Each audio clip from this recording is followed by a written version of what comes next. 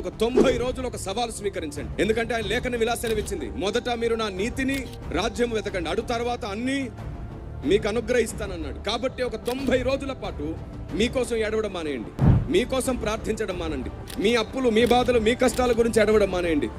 ప్రభువా, నీ చిత్తం ఏమిటో, నీ జ్ఞానం ఏమిటో మాకు అర్థమయ్యేటట్లు చెయ్యి అని బ్రతిమాలండి, కన్నీళ్లు గార్చండి, ఉపవసించండి. అవసరమైతే ప్రభువా, నీ గ్రంథం నాకు అర్థమయ్యేటట్లు చేయి ప్రభువా, నా కుటుంబానికి నాకు మీరు అర్థమవ్వండి ప్రభువా అని అడిగి చూడు. ఈ 90 రోజులు సాతాను నిన్ను శోధించి అనేక సమస్యల్ని చుట్టూ తెచ్చిన వాటి కోసం ఏడవకు. దేవుని చిత్తము, దేవుని ఆలోచన భూమి మీద నెరవేరడం కోసం ఏడు.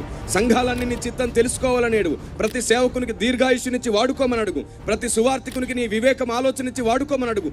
మొత్తం దేవుని రాజ్యం కొరకే 90 రోజులు ప్రార్థన చేయి. నేను చెప్తున్నాను, రికార్డ్ అవుతుండగా చెప్తున్నాను, ఈ 90 రోజులు ముగిసేలోపు ఎప్పటి నుంచో తీరని సమస్యలు వాటికవే తొలగిపోవడం నువ్వు కల్లారా చూస్తావు. నీవు ఆత్మీయంగా ఎదగడం నువ్వు చూస్తావు.